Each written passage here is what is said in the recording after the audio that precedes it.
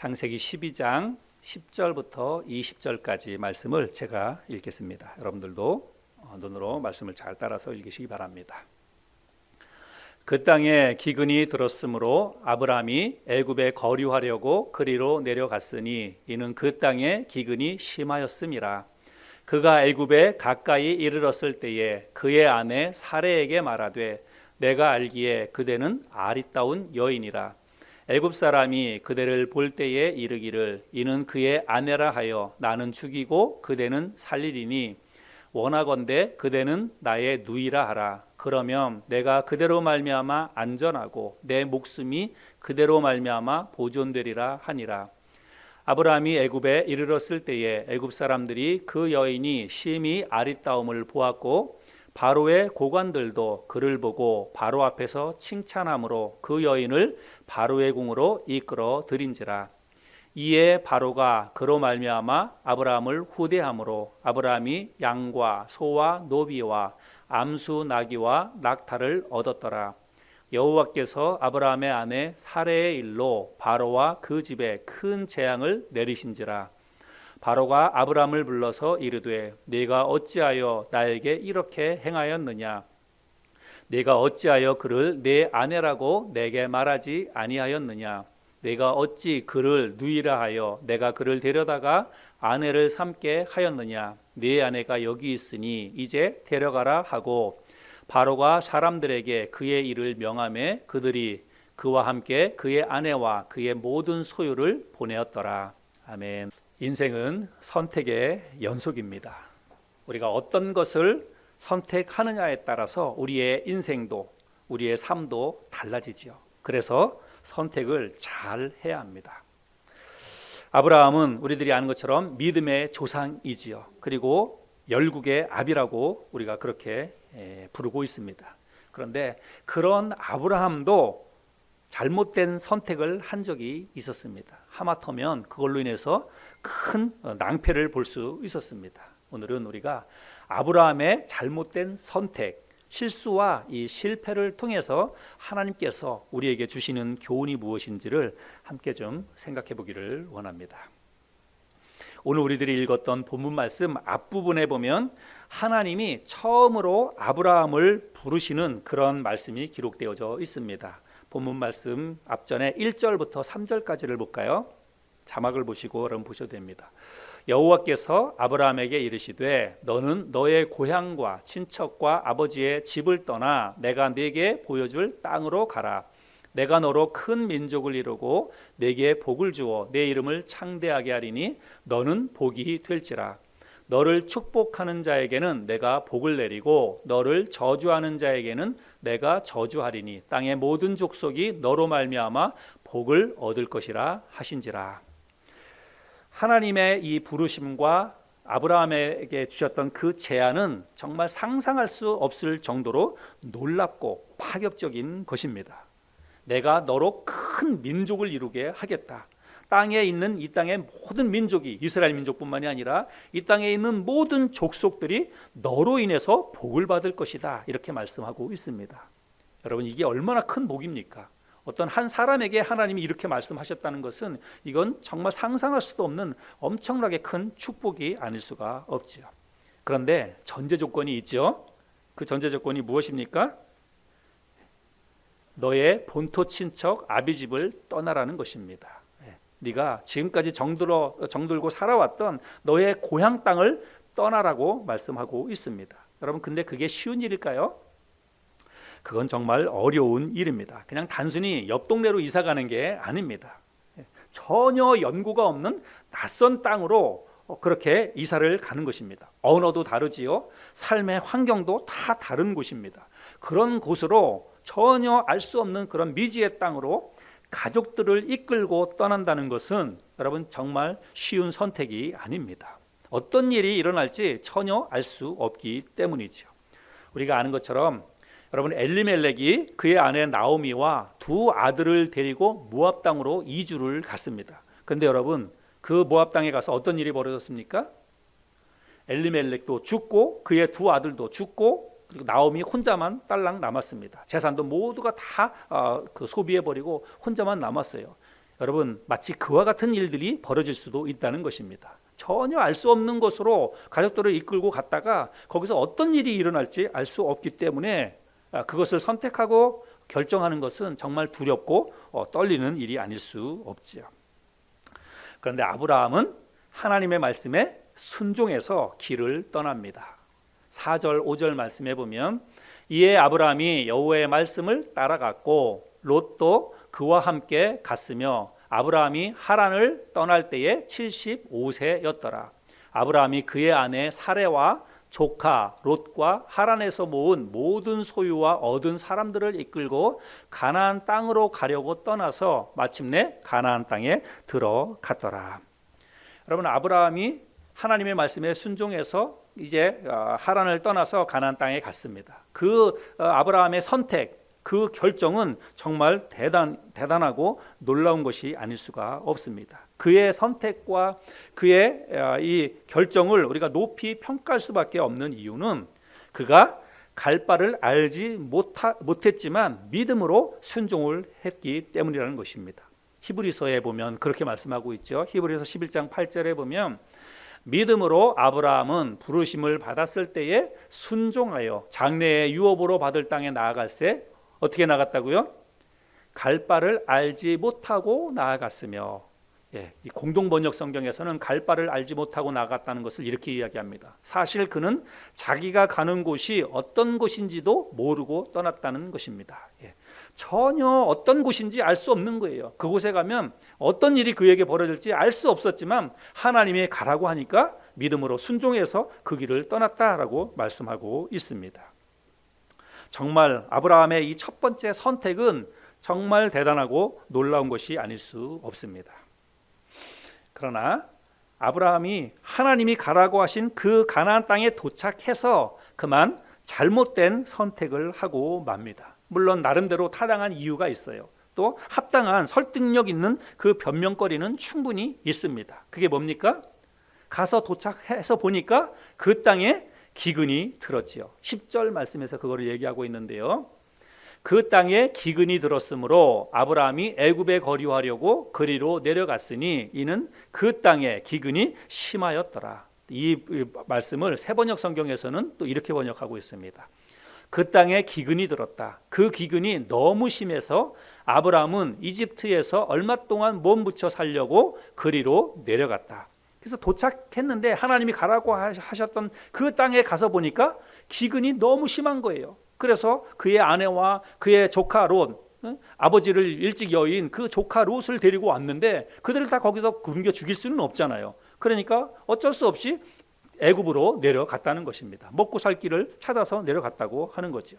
여기 거류하려고 내려갔다라고 이야기하는데 이거는 아주 그냥 이주하려고 간 것이 아니라 문제가 해결될 때까지 잠깐 동안만 가서 이따가 오겠다라고 하는 생각을 가지고 내려갔다는 것입니다. 우리가 생각해 볼 때 얼마든지 그럴 수 있을 것 같아요. 그렇죠? 그 땅에 기근이 일어나서 먹고 살 게 없으니까 뭐 먹고 살기 위해서 어딘들 못 가겠습니까? 가장은 당연히 뭐 그런 생각을 할 수가 있겠지요. 그러나 여러분 아브라함은 애굽으로 내려가지 말았어야 합니다. 그곳은 애굽은 하나님이 가라고 지시해 주신 그 땅이 아닙니다. 약속의 땅은 가나안이지 애굽이 아닌 것이지요. 그래서 비록 아브라함은 기근이 너무 심한 기근이 들었다 할지라도 어디에서 버텨야 되는 거예요? 가나안 땅을 떠나지 말고 그곳에서 참고 견디고 이겨냈어야 했다는 것입니다. 만약에 아브라함이 그 기근을 피해서 애굽으로 내려가지 않고 그 가나안 땅에 머물러 있었다면 저는 분명히 하나님께서 그 아브라함에게 특별한 방법으로 은총을 베풀어 주셨을 것이라고 믿습니다. 그러나 여러분 우리의 삶 속에서도 때로는 하나님의 이 약속이 너무 더디게 우리에게 임한다라고 하는 것입니다. 그래서 우리가 참다가 결국은 못 참고 어디로 갑니까? 애굽으로 가는 거예요. 그 애굽으로 가는 그 결정, 그거는 분명히 잘못된 선택이고 잘못된 결정이라고 하는 것입니다. 자, 여러분 애굽으로 내려간 아브라함에게 어떤 일이 벌어집니까? 애굽으로 내려가기를 선택하고 결정했던 것보다 애굽으로 내려가서 더 안 좋은 일을 지금 겪게 됩니다. 그거는 무엇입니까? 자기 아내를 팔아버리는 거예요. 자기 아내를 팔아넘기는 그런 선택과 그런 결정을 아브라함이 하게 됩니다. 11절부터 13절인데요. 이거를 제가 세번역 성경으로 한번 읽어보겠습니다. 앞에 자막을 보실까요? 이집트에 가까이 이르렀을 때에 그는 아내 사레에게 말하였다. 여보, 나는 당신이 얼마나 아리따운 여인인가를 잘 알고 있어. 이집트 사람들이 당신을 보고서 당신이 나의 아내라는 것을 알면 나는 죽이고 당신은 살릴 것이요. 그러니까 당신은 나의 누이라고 하시오. 그렇게 하여야 내가 당신 덕분에 대접을 잘 받고 또 당신 덕분에 이 목숨도 부지할 수 있을 거요. 여러분, 이 아브라함이 자기 아내 사라에게 뭐라고 지금 이야기합니까? 애굽에 내려가서 내 아내라고 이야기하지 말고 나의 누이 동생이라고, 누이라고 이야기해라 라고 이야기하는 것입니다. 그런데 아브라함이 지금 사라한테 그렇게 말하는 이유는 뭐냐면 단지 자기의 어떤 목숨을 부지하기 위한, 물론 그것도 들어갑니다. 내 목숨도 살릴 수 있고 그것에 그치지 않고 뭐라고 얘기합니까? 너 때문에 내가 대접도 잘 받을 수 있을 것이다. 어떤 대가를 바라고 그렇게 이야기를 했다는 것입니다. 이것을 통해서 본다면 자기 아내를 팔아넘기는 거예요. 그렇죠? 자기 아내를 다른 사람 바로에게 아내를 넘겨주고 내 목숨도 부지하고 바로로부터 뭔가 내가 대접도 받을 것이다, 이런 생각을 가지고 지금 자기 아내한테 그 이야기를 하고 있다는 것입니다. 그래서 실제로 아브라함은 바로로부터 많은 재물을 얻습니다. 16절 말씀해 보면 이에 바로가 그로 말미암아 아브라함을 후대함으로 아브라함이 양과 소와 노비와 암수 나귀와 낙타를 얻었더라. 그렇죠? 바로가 아브라함에게 많은 소와 양과 짐승들을 그리고 그 노비까지 많이 줍니다. 왜 줬어요?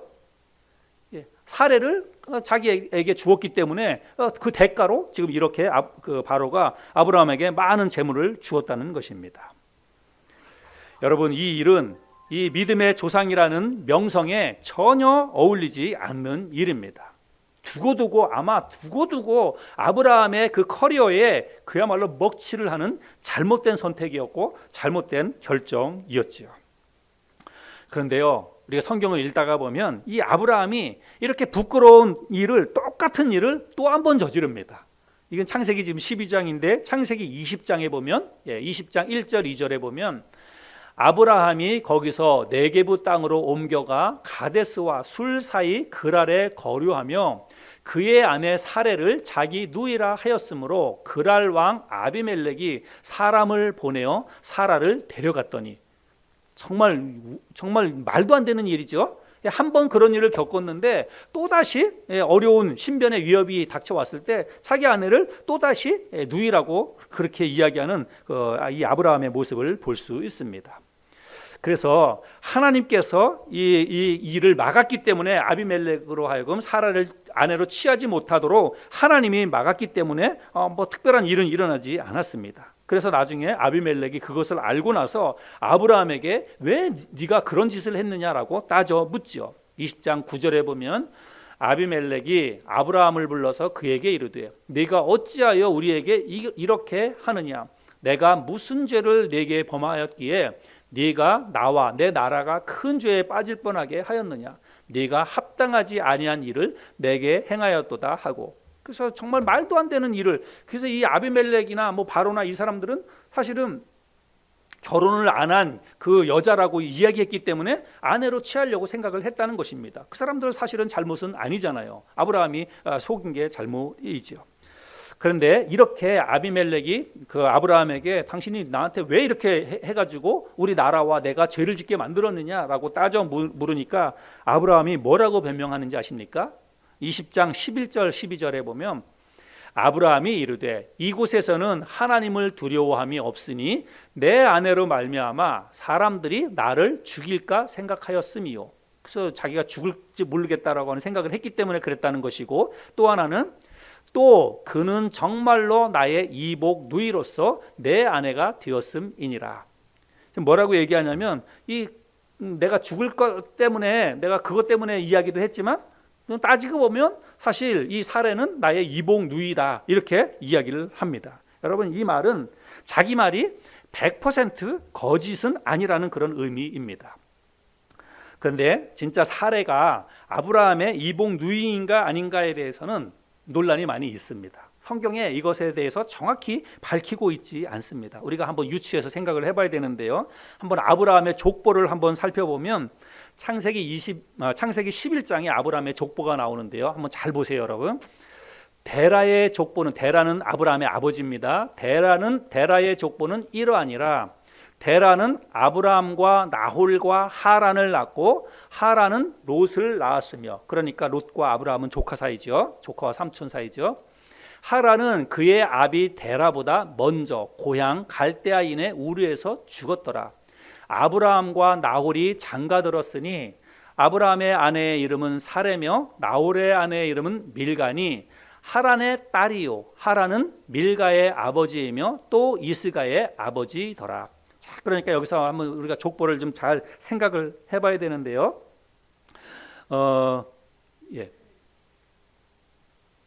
이 아브라함과 나홀과 하란은 형제예요. 그렇죠? 데라가 이 세 사람을 낳았습니다. 아브라함도 낳고 나홀도 낳고 하란도 낳고. 그런데 우리가 순서적으로 보면 아브라함이 먼저 나오기 때문에 아브라함이 첫째인 것 같지만 사실은 하란이 첫째라고 이야기합니다. 아브라함은 동생이에요. 근데 이제 믿음의 성격상 아브라함을 먼저 이야기를 한 것이죠. 그래서 데라라고 하는 아버지 밑에서 아브라함과 나홀과 하란이라고 하는 사람이 태어났는데, 여기 말씀해 보면 이 아브라함과 나홀이 장가들었어요. 하란은 이제 그 좀 일찍 죽고, 그리고 아브라함과 나홀이 장가들었는데 아브라함의 아내의 이름은 사레이고, 그리고 나홀의 아내의 이름은 밀가이죠. 그런데 이 밀가가 누구의 딸이냐면 하란의 딸인데, 여기 말씀해 보니까 사레를 누구의 딸이라고는 이야기를 하진 않았어요. 근데 지금 이 말씀을 읽어보면 나홀의 아내의 이름은 밀가니 하란의 딸이요 하란은 밀가의 아버지이며, 그 다음에 또 하란의 딸 한 사람을 이야기하는데 이스가의 아버지더라 이렇게 이야기하고 있습니다. 근데 갑자기 이스가라고 하는 이런 그 여인이 이렇게 등장을 하지요. 그래서 이스가도 하란의 딸이고, 그리고 밀가도 하란의 딸입니다. 그러면 엄밀하게 보면 밀가와 이스가는 자매지간이에요. 그렇죠? 네, 그거를 우리가 일단은 알 수가 있죠. 자, 근데 여기서 사레가 진짜로 아브라함의 그 이복 누이라고 한다면, 그러면 여러분 어떻게 돼야 되냐면 나홀이라든지 아니면 하란의 형제지간이어야 돼요. 그렇죠? 만약에 나홀이나 하란의 딸이라고 한다면 그러면 조카 사이가 되는 거예요. 그거는 분명하죠. 예. 자, 그런데 우리가 그 아브라함과 나홀과 하란을 보면 창세기 11장 26절에 데라는 70세에 아브라함과 나홀과 하란을 낳았더라 이렇게 말씀하고 있어요. 자, 그러면 아브라함과 나홀과 하란은 형제지간인데 어떤 형제라고 하는 걸 알 수 있습니까? 배가 다른 형제라고 하는 걸 알 수 있어요. 여러분 저 말씀을 보세요. 아버지가 70세에 아브라함이라고 하는 아들도 낳고 나홀도 낳고 하란도 낳았어요. 한 해에 여러분 세 아들이 태어나는 경우는 엄마가 다른 경우밖에는 없어요. 그렇죠? 예, 그래서 아브라함과 나홀과 하란이 각각 배 다른 형제다라고 하는 것을 우리가 알 수가 있습니다. 그러니까 만약에 사레가 나홀이라든지 하란의 그런 형제지간 자매라고 한다면 그러면 충분히 이복 그 누이라고 하는 말이 이제 성립이 되는 거죠. 예. 그런데 우리가 금방 읽었던 것처럼 이제 족보를 한번 보세요. 데라 밑에서 아브라함과 나홀과 하란이 나왔고, 그리고 이 하란에게서 밀가와 이스가라고 하는 딸을 낳았습니다. 그런데 이 밀가는 누구랑 결혼했습니까? 밀가는 나홀과 결혼했어요. 저렇게 빨간 걸로 표시를 했는데, 그런데 성경에 보면 이 밀가와 이스가가 사실은 자매지간이잖아요. 자매지간인데 공동 번역 성경에서 보면 이거를 뭐라고 얘기하냐면, 자 보세요. 아브라함과 나홀이 장가들었으니 아브라함의 아내의 이름은 사레며 나홀의 아내의 이름은 밀가니 하란의 딸이요 하란은 밀가의 아버지이며 또 이스가의 아버지더라. 아브라함과 나홀이 아내를 맞았는데 아브라함의 이름은 사레요 나홀의 아내는 밀가였더라. 밀가는 하란의 딸로서 이스가와는 뭐라고요? 동기간이었다 이렇게 이야기하고 있습니다. 자매지간이라고 이야기하지 않고 동기간이었다는 거예요. 그럼 동기간이라는 것은 뭐라는 얘기예요? 그러니까 그 이스가도 결혼을 했다는 그런 말이고, 그래서 밀가가 나홀과 결혼을 했다면 이스가는 결국은 누구랑 결혼한 거예요? 동기간이라 그러면 아브라함과 결혼을 한 것이죠. 저렇게 보자면. 그랬을 때만 이게 밀가와 이스가가 동기간이라고 하는 게 사실은 형성이 되는 것입니다. 그래서 이렇게 보면 이 이스가를 사라로 보는 사람들이 굉장히 많이 있습니다. 성경을 해석하는 사람들이 갑자기 여기가 이제 아브라함도 결혼하고 나홀도 결혼했다고 이야기하면서 나홀은 밀가와 결혼했다 그러는데 아브라함은 그 사라랑 결혼했다 그러고, 그러니까 이제 밀가와 이스가가 동기간이라고 하는 이야기를 볼 때 이스가가 사라라고 이렇게 해석하는 사람들이 많이 있는데 설득력은 있어 보입니다. 자, 그래서 결국은 아브라함이 이야기하는 것처럼 사라는 나의 이복 누이다라고 그렇게 이야기를 한다면 적어도 하란의 딸이면 안 된다는 거예요. 딸이면 조카가 되는 것이잖아요. 그렇죠? 그래서 나홀이라든지 하란의 친 그 누이, 그래 자매, 형제지간일 때만 그 이복 누이가 형성이 될 수 있다는 것입니다. 그런데 이거를 뭐 족보를 다 따지는 것도 사실은 성경에 분명히 언급이 안 돼 있기 때문에 이 사례가 하란의 친 형제지간인지 딸인지 그걸 정확히 우리는 알 수는 없지만, 여기서 지금 아브라함이 자기 아내 사례를 누이라고 이야기하는 것은 뭐 진짜 누이라서 그렇게 이야기하는 게 아니라 자기의 신변의 위협 때문에 이거를 설령 그가 진짜로 이복 누이라 할지라도 이거는 속임수예요. 이거는 지금 거짓을 고하고 있는 것입니다. 자기가 살기 위해서, 그리고 뭔가 그 바로로부터 뭔가 어떤 재산을 얻기 위해서 지금 꼼수를 부리고 있다라고 하는 것을 우리가 알 수 있습니다. 정말 이 바로나 아비멜렉이 하나님께서 그들을 막아서 그랬지 하마터면 자기 아내를 그야말로 뺏길 뻔했습니다. 여러분 그럴 수 있었잖아요, 그죠? 하나님이 이걸 막지 않았다면 정말 자기 아내를 다른 남자한테 빼앗길 수밖에 없는 그런 상황이었습니다. 그런데 그게 더 큰 문제는 뭐냐면, 만약에 하나님이 나서서 막지 않으셨다면 여러분 아브라함을 통해서 큰 민족을 이루겠다고 하신 하나님의 계획이 한순간에 이 아브라함의 잘못된 선택 때문에 물거품이 되고 마는 것입니다. 그리고 아브라함은 믿음의 조상이요 열국의 아비가 되는 그런 놀라운 일들도 아브라함이 경험하지 못하게 되는 것이지요. 비록 그런데 하나님께서 그것을 막으셨어요. 비록 아브라함은 정말 잘못된 선택과 돌이킬 수 없는 엄청난 그런 실수를 저지른 것이죠. 그런데 하나님께서 그거를 막으셨어요. 이 하나님의 막으심, 여러분 이게 뭐라고요? 이게 바로 하나님의 헤세드라고 하는 것입니다. 아브라함은 잘못했어요. 분명히 잘못했고 실수했고 그리고 잘못된 결정을 했습니다. 그러나 하나님께서 그 잘못된 결정을 그대로 방관하지 아니하시고 하나님이 그 잘못된 결정 위에 은혜를 베풀어 주셨다는 것입니다. 그래서 그의 아내를 다른 사람의 아내가 되지 못하도록 하나님이 막아주셨다는 거예요. 이게 여러분 하나님의 헤세드, 하나님의 은혜라고 하는 것입니다.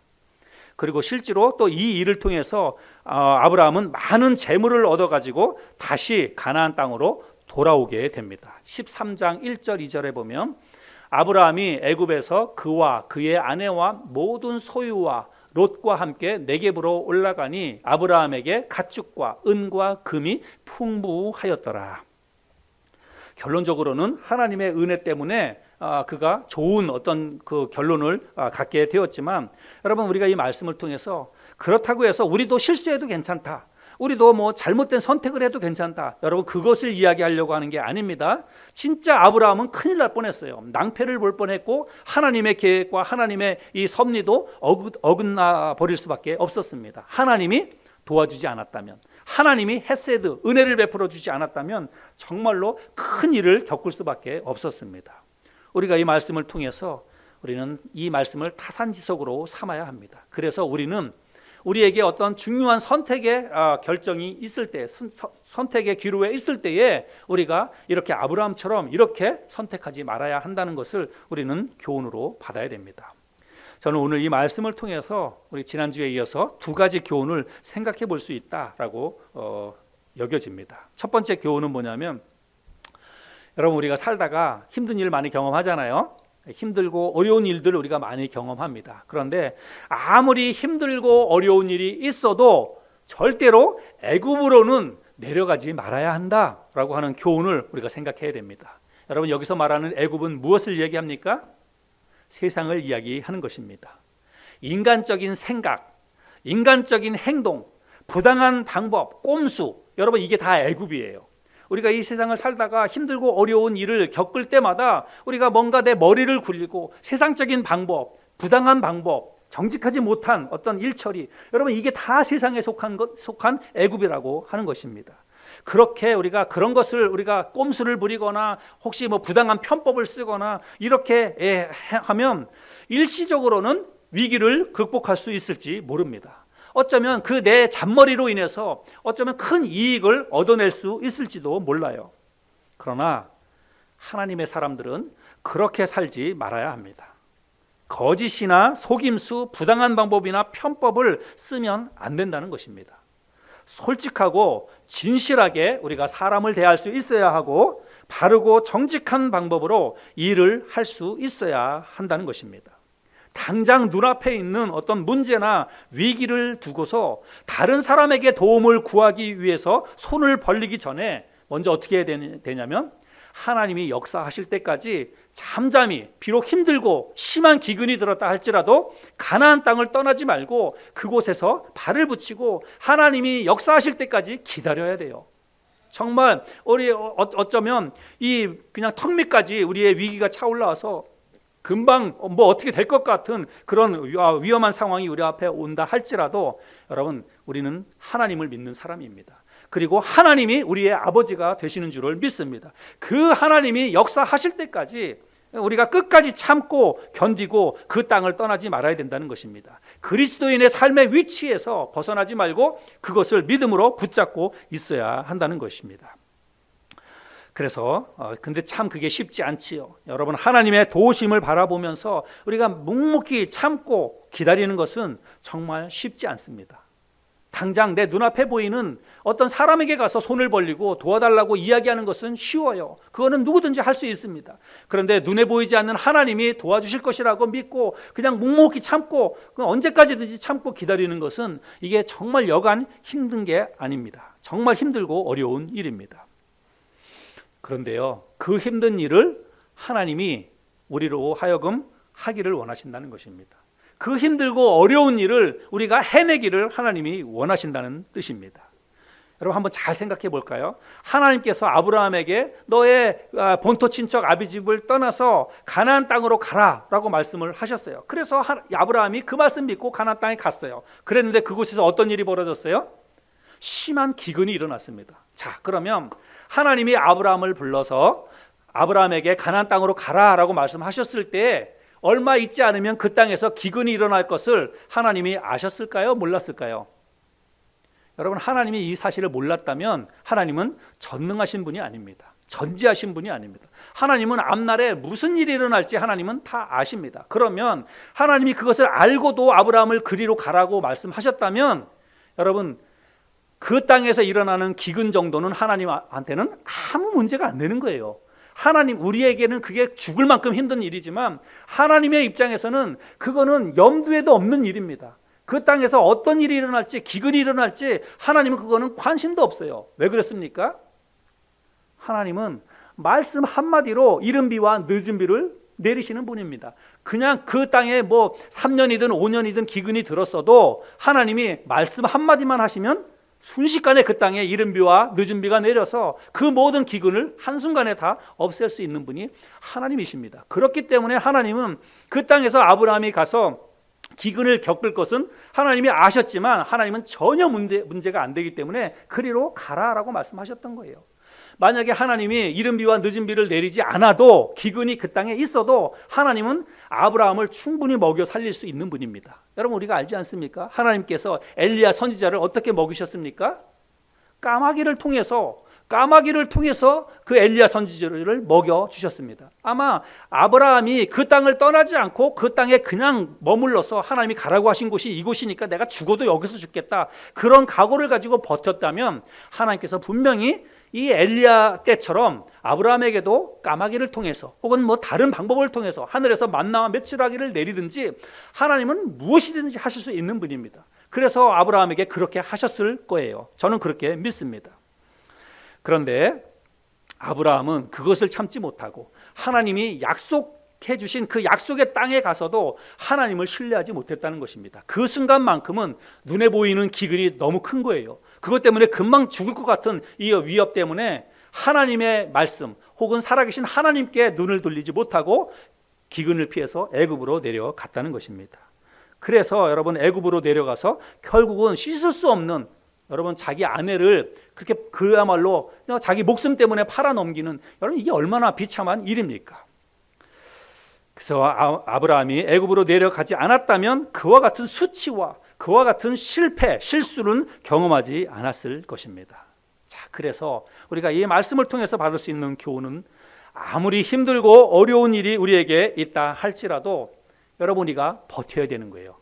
애굽으로 내려가지 말아야 된다는 것입니다. 끝까지 진짜 정말 하나님이 어떻게 역사하시는가 우리가 한번 테스트를 해보고, 하나님이 나를 이곳에 보내주셨다면 정말 내 실수나 내 잘못이 아니라 정말 어떤 힘들고 어려운 일이 왜 이런 일들이 일어나는지 모른다고 우리가 그렇게 생각을 한다면 정말 우리가 좀 기다릴 수 있어야 돼요. 우리는 기다리는 걸 잘 못하는 것 같아요. 저부터도 그냥 쉽게 어떤 어려움이 있으면 당장 그냥 뭐 어떤 내가 한번 막 나서서 한번 해결해 보려고 하고, 그리고 다른 사람에게 뭐 그냥 쉽게 도와달라고 그렇게 이야기하는 건 너무 빨라요. 그런데 묵묵히 하나님의 자리를 지키면서 와서 기도하면서 하나님의 도우심을 구하고 하나님이 역사하실 때까지 묵묵히 참고 기다리는 것은 우리가 참 잘 못하는 것 같습니다. 그런데 우리가 오늘 이 말씀을 통해서 정말 그렇게 한번 해야 되겠다, 이런 각오와 결단을 할 수 있는 저와 여러분들이 되었으면 좋겠습니다. 매 순간 우리를 눈동자처럼 돌보고 계시는 그 하나님, 그 약속의 하나님을 신뢰하면서 비록 힘들고 어렵더라도 우리가 그리스도인의 자리를 이탈하지 않는 믿음의 자리를 굳건히 지켜나갈 수 있는 저와 여러분들이 될 수 있기를 바랍니다. 이것이 첫 번째 받을 수 있는 교훈이고요.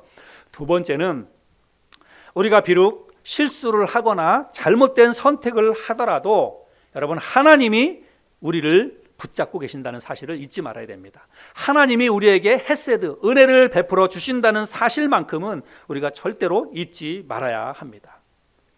여러분 우리가 지금 헤세드로 살아가는 인생을 우리가 함께 나누고 있는데 정말 하나님은 자비와 은혜가 풍성하신 분이십니다.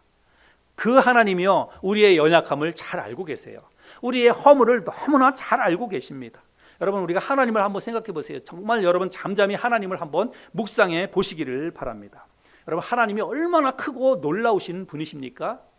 여러분 우리가 과학적으로 보면 우리가 아침에 해가 뜨면 멀리 해를 쳐다보지 않습니까? 그런데 여러분 그 해와 우리가 살고 있는 이 지구가 여러분 거리가 얼마나 멀리 떨어져 있는지 아세요?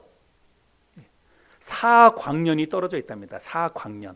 4광년이라고 하는 것은 여러분 빛의 속도로, 빛이 얼마나 빠릅니까? 순식간에 빛이 쫙 가잖아요. 빛의 속도로 여러분 4광년을 가야 되는 거예요. 4광년을 가는 것입니다. 그만큼 먼 거리에 태양이 있어요. 그런데 여러분 이 우주 전체를 생각해 보세요. 이 우주 전체에 태양만 있습니까? 우주에 얼마나 많은 행성이 있습니까? 그런데 그 모든 것을 누가 만들었어요? 하나님이 만드셨습니다. 그러면 하나님이 그것을 만드셨다면 여러분 하나님은 적어도 그것을 만든 것보다는 하나님이 훨씬 크신 분이라고 하는 것입니다. 여러분 우리가 뭔가를 만든다고 하는 것은 그 만든 피조물보다 그것을 만든 사람이 훨씬 더 생각도 크고 큰 분이기 때문에 그것을 만드는 거 아닙니까? 그런데 여러분 우리 이 지구, 우리 이 사람뿐만이 아니라 이 우주 전체를 만드신 분이 하나님이시라고 하는 거예요. 여러분 그렇게 크고 놀라우신 분이 바로 하나님이십니다. 그 하나님께서 여러분 그 하나님 앞에 섰을 때 우리는 어떤 존재일까요? 이 크고 놀라운 우주를 만드신 그 하나님 앞에 우리 한 사람 한 사람의 존재는 여러분 어떤 의미가 있습니까? 어떤 존재일까요? 뭐 비교도 할 수 없겠지만 여러분 하나님 앞에서 우리는 어린아이에 불과합니다. 진짜 우리는 아무것도 할 줄 모르는 어린아이에 불과합니다. 그런데 여러분 어린아이가 여러분 얼마나 많이 실수를 많이 합니까? 어린 아이들 4살, 5살 여러분 이런 아이들이 얼마나 실수를 많이 합니까? 얼마나 자주 넘어지고 얼마나 깨지고 사고치고 여러분 말썽 피우고 얼마나 많이 합니까? 여러분 제가 텔레비전에 이렇게 보니까 어린 아이들 부모들이 하고 나오는 그런 프로그램이 있는데 거기에 보면 샘 해밍턴이라고 하는 그 외국인 연예인이 있잖아요. 그 샘 해밍턴의 그 첫째 아이는 조금 그래도 말을 잘 듣는데 그 둘째 벤틀리 아주 개구장이에요. 말썽꾸러기예요. 막 집안을 온 난장판을 피우고 욕심도 먹는 욕심이 너무 많아가지고 형거 다 뺏어 먹고 뭐 하여간 매일매일 그렇게 사고를 칩니다. 방바닥에 뭐 밀가루를 다 엎질러 먹고 뭐 난리를 치죠. 여러분 그 벤틀리와 같은 존재가 우리 아닌가 이런 생각이 듭니다. 하나님 앞에 있을 때 우리는 그렇게 사고치고 말썽 부리고 자기 고집대로 하고 욕심 부리고 이 세상을 자기 마음대로 살아가고 아버지 별로 안중이 없어요. 그냥 자기 하고 싶은 대로 다 합니다. 형도 별로 없어요. 그냥 자기 욕심만 위해서 살아가요. 마치 그와 같이 벤틀리처럼 그런 속성을 가진 게 여러분 저와 여러분이라고 생각합니다. 적어도 우리가 하나님 앞에 섰을 때 하나님 앞에서 우리의 삶의 모습은 그와 같지 않을까 이런 생각을 합니다. 그런데 감사한 것은 아버지가 그 아들을 다 받아준다는 것입니다. 그 아들을 다 용납해 준다는 거예요. 물론 실수하고 잘못하고 그러면 따끔하게 혼내기도 하지만 여러분 그게 미워서 혼내는 겁니까? 그 아이 잘 되게 하기 위해서 때로는 혼도 냅니다. 그러나 혼내고 나서 또 받아줍니다. 다 용서하고 다 받아주는 게 아버지예요. 여러분 우리의 아버지 하나님이 바로 그와 같은 분이라고 하는 것입니다. 우리가 때로는 실수하고 넘어지고 때로는 죄를 짓고 그래서 부끄러워 숨기도 하고 우리가 그래요. 가인처럼 또 그 아담과 하와처럼 그렇게 범죄했을 때 하나님을 피해서 숨기도 하고 그렇습니다. 여러분 우리가 그렇게 살아가잖아요. 그런데 그럼에도 불구하고 하나님께서 끝까지 버리지 아니하시고 참고 인내하시고 받아주시고 용납해 주신다는 것입니다. 여러분 이게 뭐라고요? 이게 바로 하나님의 헤세드라고 하는 것입니다.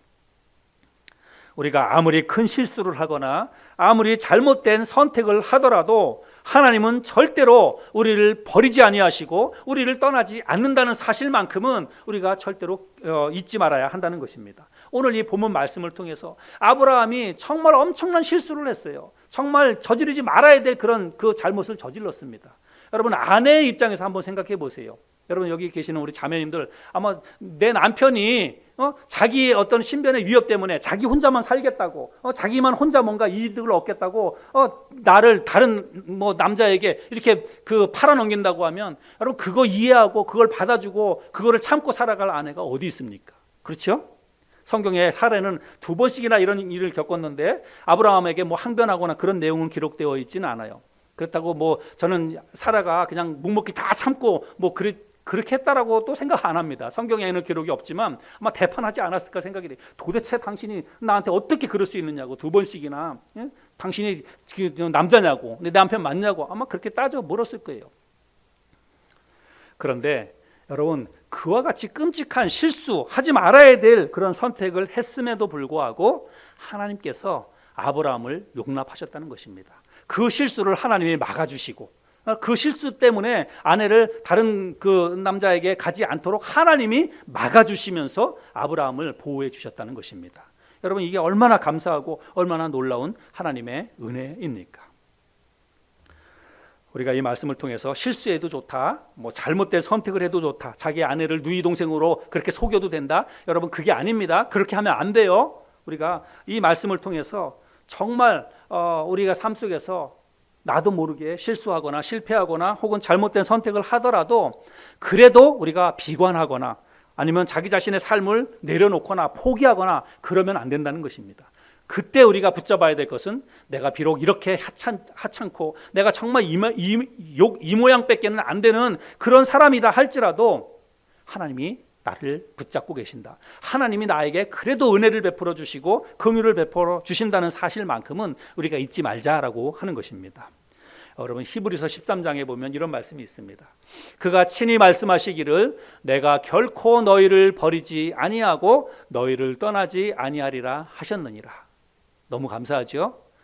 우리가 정말 엄청난 실수를 하고 살다가 잘못된 선택을 한다 할지라도 하나님은 그 순간에도 나를 버리지 않는다는 것입니다. 나를 떠나지 않는다고 약속하고 있어요. 이 약속의 하나님의 말씀을 붙잡고 우리가 다시 원위치로 돌아와서 하나님과의 사랑을 다시 회복하고 하나님 앞에서 믿음으로 살아가면 된다는 것입니다.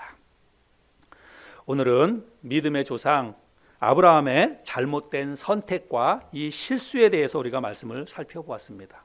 여러분, 그렇게 훌륭한 믿음의 조상 아브라함도 초창기에는 이런 잘못과 이런 실수와 잘못된 선택을 했습니다. 여러분, 문제는요, 실수를 안 하는 게 아닙니다. 잘못된 선택을 안 하는 게 아니에요. 그런 사람은 없습니다. 우리도 살다가 보면 나도 모르게 잘못된 선택을 할 수도 있고 실수를 할 수도 있습니다. 문제는 뭐냐면 그런 실수와 잘못된 선택을 줄여나가야 된다는 것입니다.